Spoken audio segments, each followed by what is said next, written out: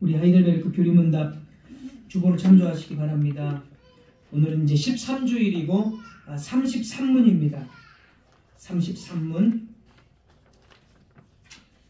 제가 질문을 읽으면 여러분이 답을 읽어주시면 되겠습니다. 하이델베르크 13주일 33문.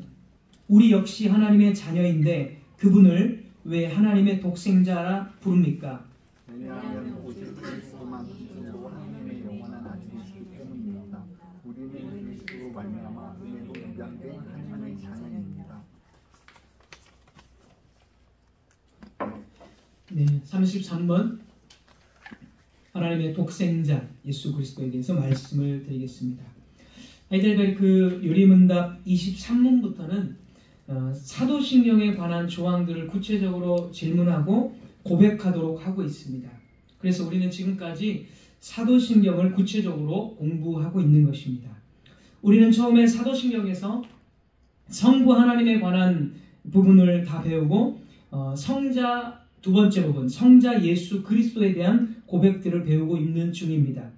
이전의 시간들에서 우리는 예수라는 그 이름에 관해서 말씀을 들었고 그리고 예수님의 직분 그리스도에 관해서 말씀을 들었습니다. 우리가 예수님 그리고 그리스도 그리고 삼위일체 하나님에 대해서 말씀을 들으면 들을수록 우리는 신앙이 무엇인지 모호했던 것들이 좀 더 분명해지고 또 예수님에 대해서 하나님에 대해서 모호했던 것들이 좀 더 분명해짐으로써 그만큼 아는 만큼 더 우리가 성장하고 아는 만큼 우리의 예배가 정말 온전한 예배로 우리가 변화되어야 할 것입니다. 단순히 지식에서 그쳐버린다면 사실 그것은 또 교만하게 될 수밖에 없고 오히려 우리에게 안 좋은 그러한 방향으로 흘러가는 경우도 상당히 많습니다. 그래서 우리가 지식으로 많이 채워졌다면 그 지식이 우리의 삶과 예배에서 개혁되고 또 갱신되면서 나타나는 것이 바로 하나님의 뜻이 됩니다. 우리는 이렇게 하나님에 대해서 더 깊이 알고 구원에 대해서 더 깊이 알면서 하나님께 더욱 감사의 열매와 구원의 열매를 맺어야 할 것입니다. 주님을 알면 알수록 그분을 향한 우리의 신뢰가 더 깊어지고 또 그 신뢰의 깊어짐을 통해서 우리는 더욱더 주님과 교제하는 시간을 갖고 또 그 교제가 더욱더 즐거워지게 될 것입니다. 33문에서 우리도 하나님의 자녀인데 왜 예수님만을 독생자라고 합니까? 라고 묻습니다. 즉 우리나 예수님이나 다 하나님의 자녀인데 왜 예수님만 독생자라고 부르는가? 이것이 33문의 질문입니다. 독생자라는 것은 홀로 독자죠. 홀로 독. 그래서 독자, 홀로 유일하신 아들 뭐 이런 뜻으로 생각하시면 되겠습니다. 독생자를 헬라어로는 모노게네스 이렇게 말을 합니다. 모노라는 것이 이 하나, 유일한 하나 이런 뜻이고 게네스는 이제 출생, 태어난다 뭐 이런 뜻입니다. 그래서 예수님이 홀로 하나님의 유일한 아들, 독자라는 뜻이 되겠습니다. 이 독생자라는 말이 가장 많이 나오는 것, 아마도 유일하게 나오는 것 같은데요. 요한복음에서 9번 정도가 나타납니다. 요한복음이 아니라 요한복음에서 많이 나타나고 그 다음에 이제 요한일서에서도 많이 나타납니다. 자, 그래서 요한복음에서 하나님께서 우리들을 부를 때는 하나님의 자녀들이라고 이렇게 부르는데 하나님의 자녀들이라고 했을 때 이 헬라어 원문이 조금 다릅니다.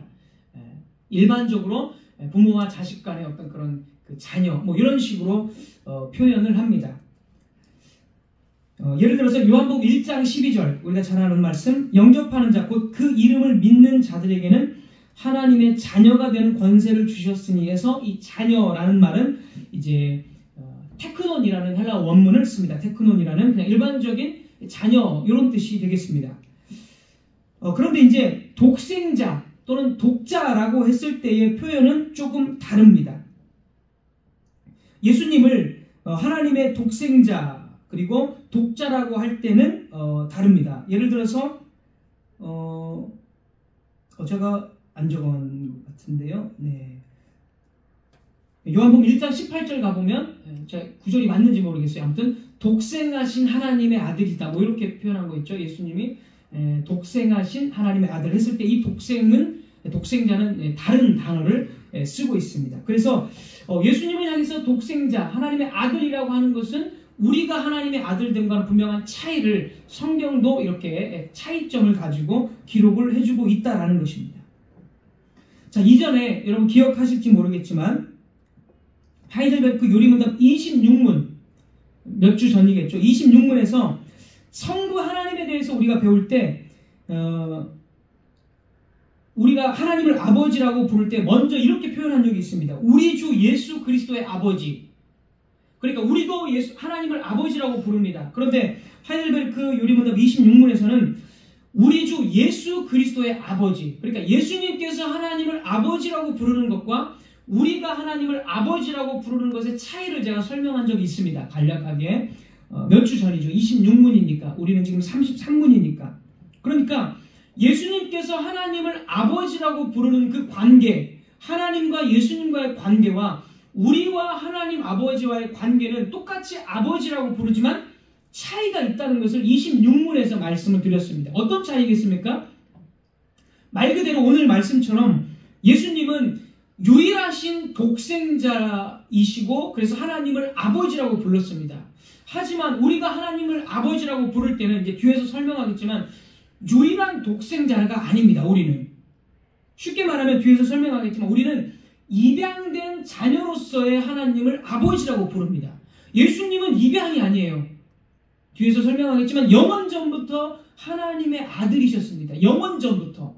하지만 우리는 영원전부터 하나님의 아들이 아니에요. 우리는 진노의 자식, 사단의 자식이었다가 입양되어져서 예수님 때문에 입양돼서 비로소 예수님 때문에 하나님을 아버지라고 부를 수 있게 됐습니다. 이것을 하이델베르크 요리문답 26문에 제가 간단하게 설명을 드린 적이 있습니다. 이렇게 차이점이 있습니다.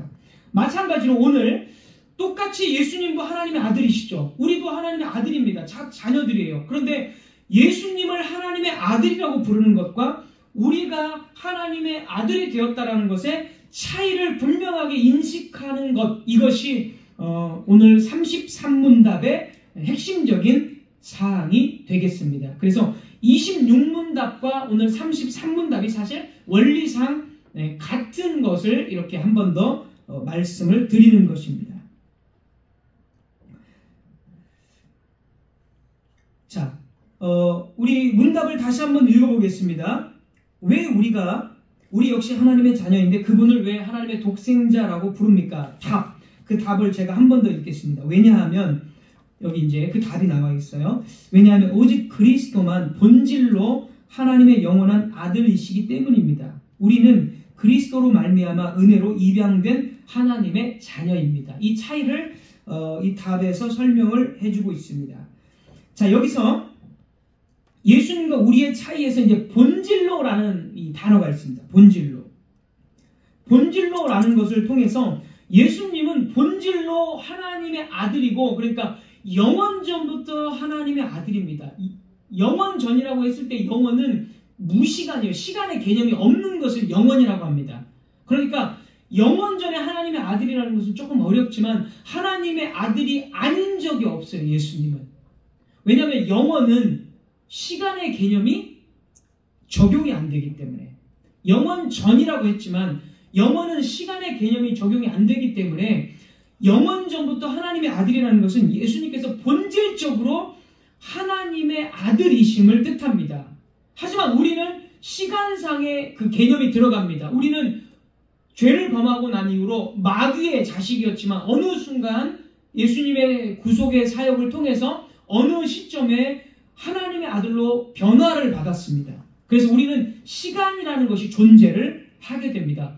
본질로라는 것은 예수님의 영원전의 아들이심을 말하는 것이고, 우리는 본질이 아니라 어느 시점에 하나님의 아들로 입양이 되었기 때문에 예수님과 우리의 차이가 분명히 존재한다는 거예요.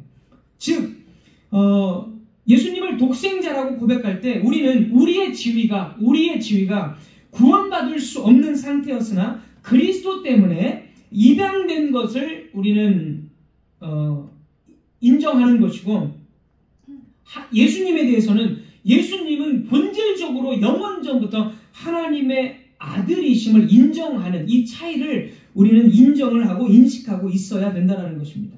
그러니까 생각해 보세요. 영원전에 하나님의 아들이라는 것은 예수님이 누구라는 뜻입니까? 하나님이라는 뜻이죠. 영원이라는 것은 인간에게는, 피조물에게는 해당되지 않습니다.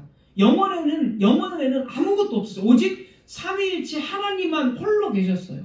그러나 하나님께서 어느 시점에 태초에 세상을 창조하시죠. 이 태초에 창조하실 때 시간이라는 것을 동시에 창조하셔서 시간이 이제 생겨난 것입니다.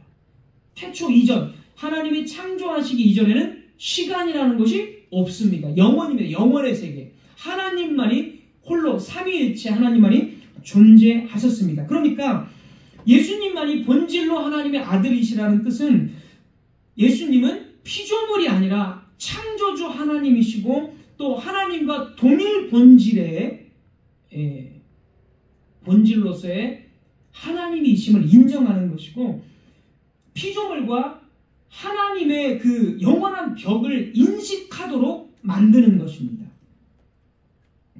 자, 우리가 하나님의 아들이 되었다는 것은 엄청난 위로이고 엄청난 복입니다. 하지만 엄청난 위로와 복임에도 불구하고 예수님께서 하나님의 아들이라는 것과는 분명한 차이가 있다. 이 차이를 분명하게 우리는 기억해야 됩니다. 왜 이 차이를 기억해야 되느냐? 뒤에 가서 이 차이를 왜 기억해야 되는지 바로 우리의 구원과 관련이 되어 있기 때문에 이 차이를 구분하는 것이 하이델베르크 33문의 핵심이 되겠습니다. 자, 그래서 본질상 하나님의 독생자라는 것은 예수 그리스도의 정체성에 대해서 말을 하고 있습니다. 빌립보서 2장 6, 7절. 빌립보서 2장 6, 7절 제가 한번 읽겠습니다. 뭐 다 아는 내용이지만 읽겠습니다. 그는 근본 하나님의 본체시나, 그러니까 본질로 하나님이시죠. 사실 본체라는, 하나님과 같다라는 것은 하나님이시라는 뜻이고, 네, 그렇습니다. 근본 하나님의 본체시나 하나님과 동등됨을 취할 것으로 여기지 아니하시고 오히려 자기를 비워 종의 형체를 가지사 사람들과 같이 되셨고, 하나님이시지만 그 동등됨을 내려놓으시고 인간의 모습으로 오셨다라는 거예요. 예수님께서 인간의 육신의 모습을 가지고 오셨다. 그러니까 예수님께서 인간의 모습으로 오셨을 때에 믿음이 없으면, 이제 뒤에 가서 자꾸 이제 뒤에 있는 얘기를 제가 좀 하게 되는데, 믿음이 없으면 인간으로 오신 예수님을 뭐라고 보는 거죠? 인간으로 보는 거예요. 하지만 믿음의 눈으로 보면 인간의 모습으로 오셨지만 믿음의 눈으로는 예수님을 누구라고 보는 거예요? 하나님의 독생자, 하나님으로 보는 거죠. 삼위일체의 두 번째 위격이신 성자 하나님으로 예수님을 보는 겁니다. 자, 믿음이 없으면 예수님을 그냥 인간으로 봐요. 자, 여호와의 증인, 예수님 인간으로 보거든요. 인간, 선지자 중에 한 명. 그 다음에 예전에 설명했던 아리우스라는 그 BC 3세기경의 사람, 아리우스라는 사람, 예수님을 하나님으로 인정하지 않아요. 그냥 아주 뛰어난 피조물 중에 가장 도덕적이고 가장 이상적인 인간으로 봅니다. 믿음이 없으면 그렇게 봐요, 예수님을. 왜냐하면 몸도 영혼까지도 완전히 우리와 같은 인간으로 오셨어요, 예수님께서. 그러니까 믿음이 없으면 예수님 그냥 인간으로 보이는 거예요. 그러니까 여호와의 증인은 예수님을 그냥 인간으로 보는 거예요. 지금의 유대인들, 이스라엘 사람들, 예수님 인정 안 하잖아요. 그냥 하나의 선지자 정도로만 인정하잖아요. 인간으로만 인정하잖아요. 믿음이 없기 때문에. 그러니까 이 차이를 우리가 우리의 구원과 관련되어 있다는 것을 말씀드리면서 이것을 아는 것이 정말 중요하다.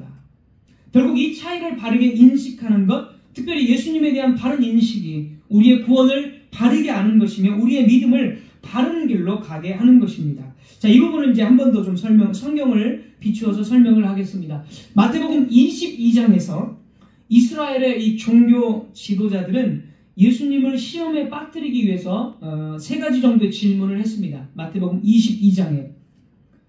그래서 예수님을 시험해서 재판에 넘겨서 예수님을 어떻게든 죽이려고 이 종교 지도자들이 그렇게 시험에 빠뜨리려고 질문을 했습니다. 예수님께서는 이들의 질문에도 정말 진리 가운데 답변을 하셨고, 그 다음에 이제 반대로 예수님께서 이 유대 종교 지도자들에게 두 가지 질문을 하셨습니다. 첫 번째 질문이 마태복음 22장 42절입니다. 마태복음 22장 42절. 예수님이 이렇게 질문을 하십니다. 너희는 그리스도에 대하여 어떻게 생각하느냐? 누구의 자손이냐? 자, 그리스도에 대해 어떻게 생각하느냐? 누구의 자손이냐? 이 질문은 예수님이 누구신지와 자기 백성들을 구원하러 오셨을 때 어떤 방식으로 오셨는가에 대한 질문입니다. 그러니까 이 말은 구약 성경을 보면 그리스도는 다윗의 자손으로 온다라고 여러 번 언급을 했어요. 구약 성경에서.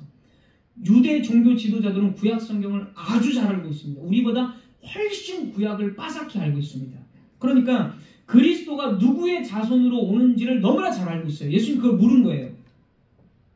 즉 그리스도는 다윗의 자손으로 온다는 것을 너희들이 바르게 알고 믿고 있느냐, 이 질문을 하신 것입니다. 그리스도는 다윗의 자손, 그러니까 무슨 말이에요? 사람의 아들로 온다라는 거예요. 인간의 모습으로, 인간의 방식으로 온다라는 것을 이 유대인들에게 묻고, 인간의 모습으로 오셔서 자기 백성을 구원한다는 것을 너희가 믿느냐, 이 질문을 한 겁니다. 자, 예를 들어서 이제 사무엘하 7장 12, 13절에 다윗의 후손으로 올 거라는 것을 너무나 잘 말하고 있죠. 다윗에게 이제 말합니다. 네 수완이 차서 네 조상들과 함께 누울 때에 내가 네 몸에서 날 네 씨를 네 뒤에 세워, 다윗의 후손을 네 뒤에 세워 그의 나라를 견고하게 하리라. 그의 나라, 이게 이제 다윗의 나라이긴 하지만 구약에서 다윗의 나라는 하나님의 나라를 예표하기 때문에 하나님의 나라를 견고하게 다윗의 후손이 세운다는 거예요. 그리고 그 다윗의 나라를 영원하게 세운다. 하나님이 약속을 주셨습니다.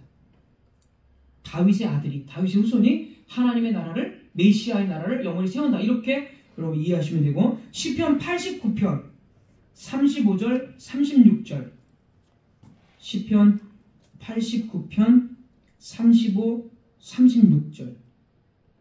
내가 나의 거룩함으로 한번 맹세하였은즉 다윗에게 거짓말을 하지 아니할 것이라. 그의 후손이, 여기 보십시오. 그의 후손이 장구하고 그의 왕위는 해같이 내 앞에 항상 있으며. 다윗의 후손이 영원한 나라를 항상 영원히 견고하게 세운다는 것입니다. 그래서 유대인들은 메시아는 분명히 다윗의 후손으로 오시고 메시아가 하나님 나라를 세우고 자기 백성을 모으고 통치할 거라는 것을 너무나도 잘 알고 있었던 것입니다. 자, 이것을 예수님이 질문했고, 이제 두 번째 질문입니다. 두 번째 질문. 마태복음 22장 43절에서 45절. 마태복음 22장 43절에서 45절 제가 읽겠습니다. 43절. 이르시되, 그러면, 이제 다 알고 있으니까, 그러면 다윗이 성령에 감동되어 어찌 그리스도를 주라, 주님이라 칭하여 말하되, 이렇게 했냐, 이 말이에요. 자, 다윗의 후손으로 메시아가 오면 여러분 이스라엘 안에서 그 조상이나 아버지가 언제나 높은 자고 후손은 낮은 자입니다. 그래서 후손이 아버지에게 주님이라고 부른 적이 많아요. 아브라함의 딸은 아브라함에게 내 주 뭐 이런 식으로 불러요. 그 유대인들의 문화가 아버지가 더 높은 자고 아들이나 후손은 더 낮은 자입니다. 그러니까 정상적인 경우는 아들이나 딸이 아버지를 향해서 내 주님 이렇게 부르는 거예요. 내 주인, 이런 뜻으로. 근데 다윗은 여기 보면 다윗이 자기 후손에게 어떻게 내 주님 이렇게 부르느냐, 이렇게 내 주님 왜 이렇게 불렀느냐, 이렇게 질문한 거예요. 예수님께서. 그것을 마태복음 22장 43절 44절에 다윗이 그렇게 불렀다, 시편에서 그렇게 불렀다라고 설명을 한 거고요. 그 다음에 이제 45절 보십시오. 45절. 다윗이 그리스도를 주라 칭하였은즉 어찌 그의 자손이 되겠느냐. 그렇죠? 자기 후손은 낮은 사람이기 때문에 후손이 다윗을 향해서 주 이렇게 불러야 되는데 다윗은 자기 후손에게 주님 이렇게 불렀다는 거예요. 비정상적인 거죠. 예수님이 그 질문을 한 것입니다. 후손에게 주님이라고 부를 수가 없습니다. 그런데 실제로 메시아는 다윗의 후손으로 오셨습니다. 유대인들은 이 질문에, 예수님의 이 질문에 아무 대답도 못했습니다. 마태복음 22장 46절 한마디도 능히 대답하는 자가 없고 그날부터 감히 그에게 묻는 자도 없더라. 지금 말씀드린 대로 유대인들과 예수님의 질문은 정확히 오늘 교리문답에 관한 내용과 일치합니다. 우리는 예수님이 다윗의 후손인데, 그러니까 다윗보다 더 낮은 사람인데, 예수님이 다윗의 후손이기 때문에 다윗보다 더 낮은 사람인데 어떻게 다윗이 예수님을 주님이라고 부른지를 오늘 교리문답을 통해서 금방 알 수가 있습니다. 자, 왜냐하면 왜 그렇게 다윗이 자기 후손을 향해서, 예수님을 향해서 주님이라고 불렀습니까? 오늘 교리문답에 답이 있는데, 왜냐하면 예수님은 다윗의 후손이지만 동시에 하나님의 독생자, 하나님의 아들이기 때문에 그렇습니다. 믿음이 없는 유대인들은 이 질문에 대해서 아무것도 대답하지 못했습니다. 하지만 성경이 요구하는 것은 믿음입니다. 우리에게 믿음이 있다면 예수님은 진정으로 다윗의 후손이시고 그리고 본질로 하나님이시며 하나님의 아들이십니다. 라는 이 고백을 우리는 해야 합니다. 여기에 우리의 구원이 있는 것입니다. 예수님께서는 유대인들이 자신을 다윗의 후손으로 오신 하나님의 아들이심을 믿기를 원했던 것입니다. 그래서 두 가지 질문을 하신 것입니다.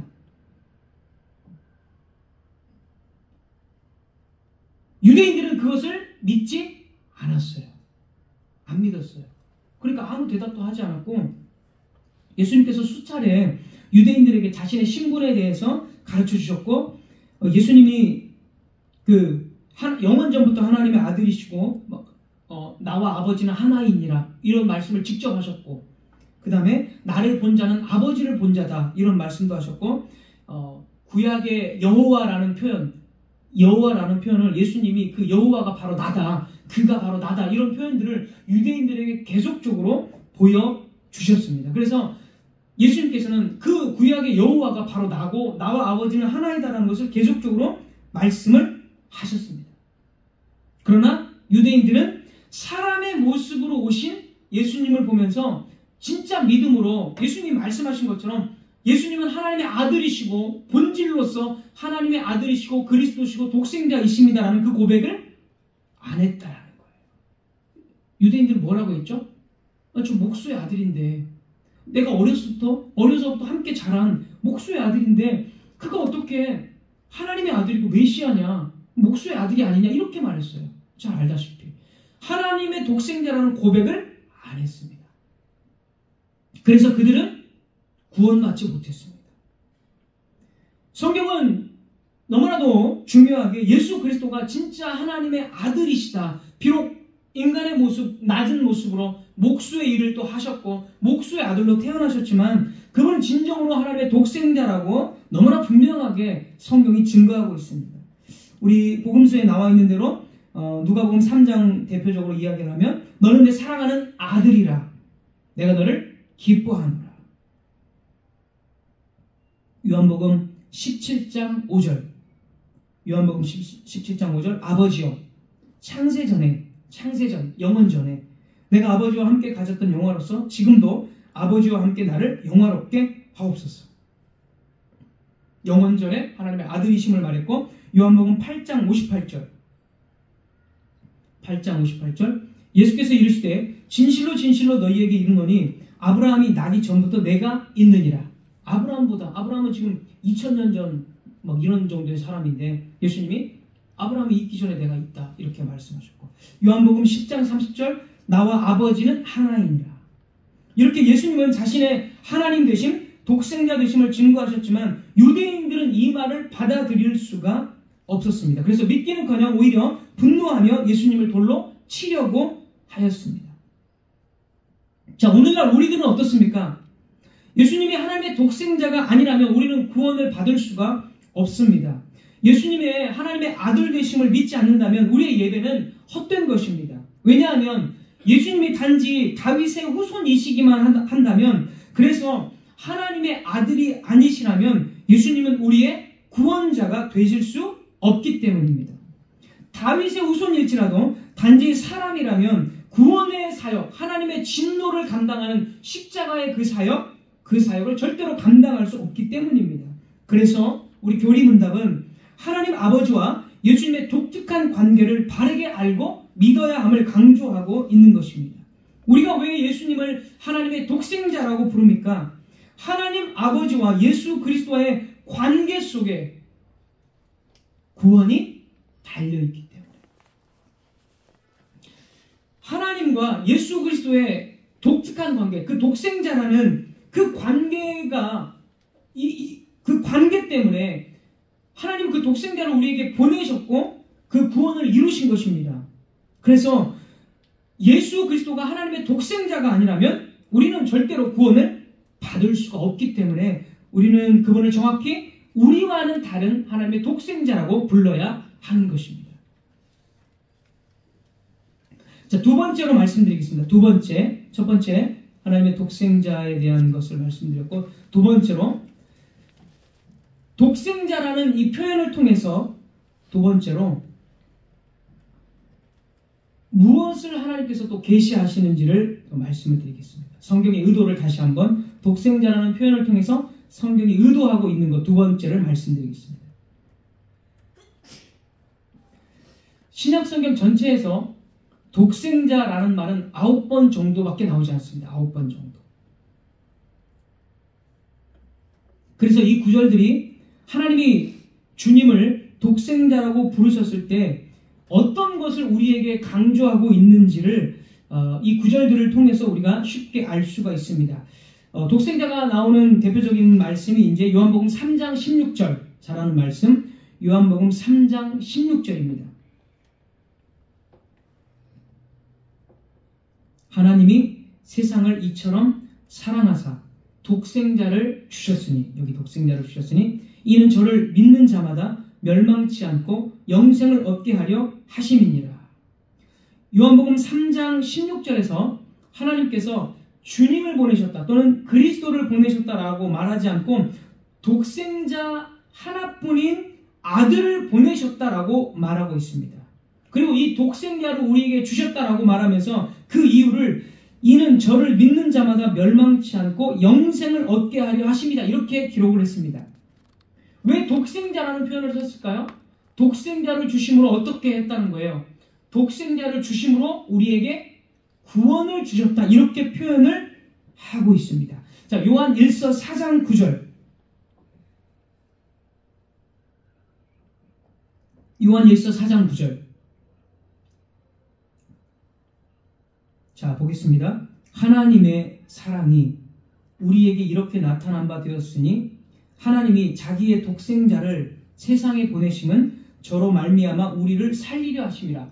독생자라는 표현과 우리의 구원과 우리를 살리는 것으로 연결짓고 있습니다. 자, 요한복음 1장 14절 하나만 보겠습니다. 마지막으로 요한복음 1장 14절. 요한복음 1장 14절. 말씀이 육신이 되어 우리 가운데 거하심에 우리가 그의 영광을 보니 아버지의 독생자의 영광이요 은혜와 진리가 충만하더라. 여기서 지금 독생자와 무엇을 연관지어서 이야기하고 있습니까? 이 구절들의 공통점은 독생자와 우리의 구원에 대해서 이야기를 하고 있습니다. 그러니까 하나님께서 말씀하시는 것은 이것입니다. 내가 너희들을 구원하기 위해서 하나뿐인 내 아들 독생자 예수 그리스도를 이 세상 가운데 보내셨다라는 것입니다. 그러니까 독생자를 통해서 강조하는 것은 독생자를 버리시기까지 하나님께서 너희들을 품으시고 사랑하셨다라는 은혜의 복음을 지금 설명을 해주고 있는 것입니다. 우리가 뭐라고 영원하신 사랑 관계 속에 있는 영원전부터 하나님과 사랑 관계 속에 있는 그 아들 독생자를 우리가 뭐라고? 우리를 위해서 이 세상 가운데 보냈다라고 성경은 우리의 구원과 하나님의 독생자를 연결지어서 설명을 하고 있다라는 것입니다. 이렇게 함으로써 우리를 위해서 모든 것을 주셨다. 자기 아들을 아끼지 아니하신 하나님께서 너희들에게 그 모든 것을 주시지 않겠느냐? 너희가 이렇게 큰 사랑을 받지 않았느냐? 바로 이 하나님의 은혜의 복음을 우리에게 강조하고 있는 것입니다. 그래서 예수님께서 본질로 하나님의 독생자라는 이 표현은 우리에게 은혜의 복음을 가르쳐 줍니다. 우리는 하나님의 아들이 아니었습니다. 우리는 사단의 자녀들이었습니다. 왜냐하면 우리는 본성적으로 죄에 빠졌고 전적으로 부패했기 때문입니다. 하나님께서 말씀과 성령으로 역사하지 않는 한 모든 사람들은 다 사단의 지배하에 있습니다. 그런데 성경은 이제 우리가 하나님의 자녀가 되었다라고 말합니다. 원래는 사단에게 예속된 사람이었는데 이제는 하나님의 자녀, 즉 신분의 변화가 일어난 것입니다. 누구 때문에요? 독생자 예수 그리스도를 세상 가운데 보내셨기 때문에. 그래서 본질로 하나님의 아들이신 예수 그리스도와 원래 하나님의 아들이 아니지만 예수님을 통해서 예수님 독생자를 주심으로써 우리가 입양된 하나님의 자녀가 되었다라는 이 차이를 인식함으로써 우리는 은혜의 복음을 인식할 수 있게 됩니다.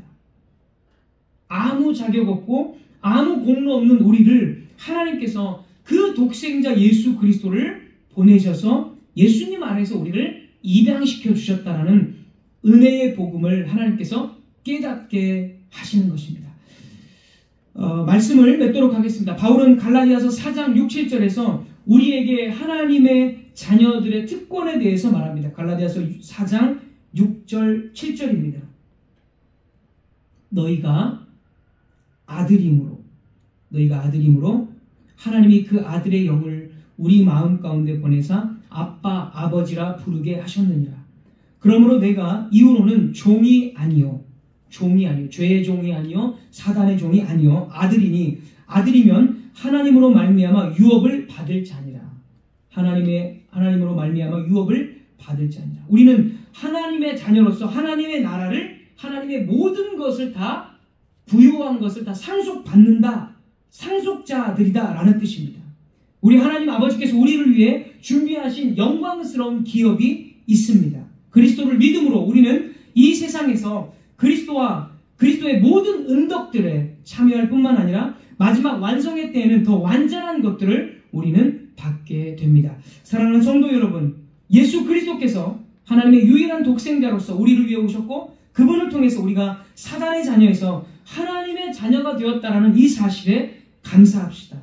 이것을 진정으로 우리의 최고의 복으로 알고 더욱더 하나님께 감사하며 주님을 예배하는 우리들이 되어야 할 것입니다.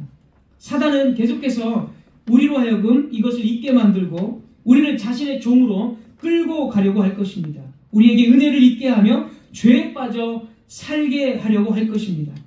그러나 우리 첫 번째 예배 때 말씀드린 것처럼 우리는 하나님의 거룩한 은혜의 복음 안에 있다는 것을 기억하시고 이 사단의 유혹과 미혹에 저항하며 하나님께서 주신 이 특권과 복을 최고의 가치로 최고의 우선순위로 여기면서 이 복 안에서 더욱더 기쁨과 만족과 하나님만을 주님으로 섬기면서 더욱더 우리는 살아가야 할 것입니다. 이것을 믿고 늘 신뢰하는 자에게 하나님이 주신 영원한 복과 충만한 복을 세상 가운데서도 누릴 것입니다. 기도하겠습니다.